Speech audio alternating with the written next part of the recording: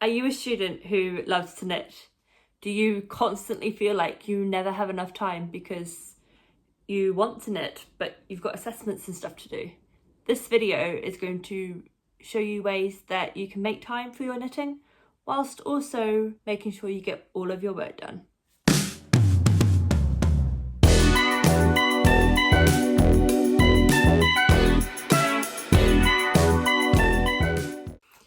Hello, my name is Shannon. I am a final year accounting student and also someone who loves to knit and crochet. If you are new here, welcome. If not, welcome back. Thank you for joining me again. If you want to follow me on any of my social media, I will leave those on the screen and in the description below. So let's get into today's tips. I have my laptop here, so if I'm looking down, I'm looking at my notes because as much as I would love to have the most amazing memory, I do not. So to make this video not be an absolute mess, I have some notes. So my first tip or point is about planning. So if you start the week looking at what you need to get done, look at your calendar, look at what you have planned for the week, whether you have work or you have classes. Like for example, for me, I don't have in-person classes, but when I start working again, I'll have work that I need to go to. I have rehearsals that I have to go to. So what you can do is look at your calendar. You can calendar block. There's lots of videos on calendar blocking. Or you can use a paper planner if you prefer and just go through and block out all the time that you have to be somewhere, so a class or something like that. And then look at what work you need to do for that week. Do you have an assessment due? Do you need to start an assessment? Do you have an exam? And look at what you need to do for each of those assessments or tests that you have, and then break it down. So for example, if I have an essay due, I might break it down into research and then organizing my notes, and then body paragraph 1, body paragraph 2, body paragraph 3, introduction, conclusion, references, and set yourself some time in the week to get those things done. Once you have that on your calendar, you can see what time you have. And even if it's just, for example, maybe you take the bus into uni, maybe you take a project with you on the bus. I did that a lot. Also, if I had time between classes, if I wanted to take a bit of a study break, I would go find a comfortable place to sit and just work on my project for 15 minutes, 30 minutes. I know that everyone's study, I'm trying to think of the word, requirements, that's not quite the word, but you know, the different assessments that everyone has to do is different for each degree. So for some people, you might feel like you have a bit more free time, some you might not feel like you have much at all, but even just 15 minutes in between, you know, maybe you take a study break between doing the first part of research and then your next research slot, you know, maybe block in a little bit of time for yourself. That would be my first tip, is look at everything you need to get done for the week, block it out in your calendar, and look at where you can give yourself a little bit of a break, a little bit of time to just work on your project and yeah, just take a break. My next tip would be to be flexible with when you knit, which in a way kind of seems a little bit counterintuitive to the first point, but just stay with me for this one. So even though you might have, say in a Google Calendar, your time blocked out, sometimes things change. Sometimes you might not be feeling up to it that day, and it might be better off for you to do smaller chunks and have a little bit more time for your body to recover, and that's okay. You can use some of that time if you want to knit. I know for me, knitting is something that really helps calm me, it helps me feel refreshed. And so if I maybe wasn't feeling particularly on the ball one day, having a little bit of time to knit really helped me get through my tasks that I needed to do. And for example, again, you might have your calendar blocking, but it is really important to make sure you give yourself breaks. And what you do in those breaks is completely up to you. I think a lot of study gurus definitely recommend getting away from screens. So I know for me, sometimes it's tempting to scroll on TikTok, but maybe think about using that 15 minutes to put in a couple rows.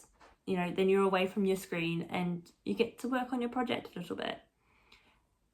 Another tip, and I mean, again, this depends on everyone's situation, everyone's course. I'm just going to use mine as an example. I have a lot of online lectures, I'm watching a lot of recordings, and I really struggle to focus if I'm just watching a recording. I do take notes, but I don't need to take notes all the time. So what I do is I'll have a simple project. For example, this is a sock. It's got a lot of ends, but this is a sock. This is my travel project at the moment. And I'll take something like that and I will just maybe work on it while I'm watching the lectures. I find I've taken a lot more information that way. And the reason why I pick a simple project is because I often have to stop in the middle of a row and take notes. So that could be another way that you could go about incorporating knitting into your studies. My next tip is to use the Pomodoro technique, and I love this. I find that especially if I've got lots of readings, this works really well for me. Now, I know it's not the same for everyone. Some people might absolutely hate this, but it's worth a shot, right? So what I like to do is I will have my Pomodoro timer. I'll set it for 25 minutes and I will do 25 minutes of work, whether that be reading or writing an essay or whatever it is I need to get done. And then I have a 5-minute break. And in that 5-minute break, I like to knit. And you might not want to do this. You might want to use that time to go for a walk out to the garden or whatever you like to do. But for me, I like to use that time to knit, get a few rows in. I find it really helps break up, especially if you've got big tasks or big assessments. And I find I get a lot more done just by taking those small 5-minute breaks. With the Pomodoro as well, I can't remember, I think it's after 4 25-minute sessions, you get a 20-minute break. And I find that quite good too. It's like a reward at the end of doing almost 2 hours of work. And then I just get to sit there and maybe watch part of a podcast and just knit. It's great. My next point isn't so much of a tip, but I guess kind of a reminder. So I know it can be really easy to get caught up in work. I had at the end of last semester, so a few weeks ago, I was spending most of my waking hours just going through exam prep. And it's really easy to do that because you get stressed, and if I took time to knit, I would feel guilty. But I guess this is a gentle reminder that it's not a bad thing to take a break. It is not a bad thing to make time for what's important to you. Obviously, you don't want to spend all of your time knitting. That's probably not going to help you. But knitting has been shown to help with, for example, stress relief, and just help you feel a little bit more relaxed. If you're more relaxed, you're probably more likely to do better in your work and you want to do more. If you feel stressed, you're not going to want to do it. So this is a gentle reminder that it's okay, and actually I think it's quite important to make time to work on your projects, even if it's 30 minutes a day, because you might find that really helps your motivation and it might even help you get more work done. Lastly, I want to talk a little bit about, I've already discussed some of it, but a little bit about my own experiences and just some gentle reminders. So I have been knitting throughout. I'm doing my current bachelor's now, doing a Bachelor of Accountancy, and before that I did a Bachelor of Aviation Management. And throughout both of my courses, I knit pretty consistently throughout. I still had times where, yes, I would get really caught up in work. Exam season is the worst for me for that.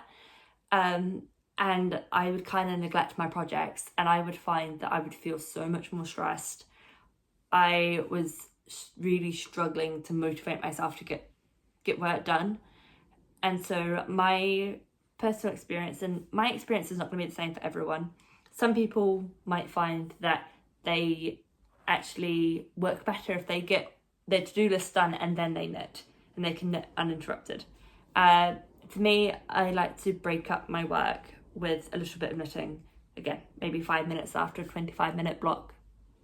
And I find that it does really help me with my motivation, and also helps keep me nice and calm as well. But again, this is not going to be the case for everyone. Some people might not find that this works for them. So I guess another gentle reminder would be to do what works for you.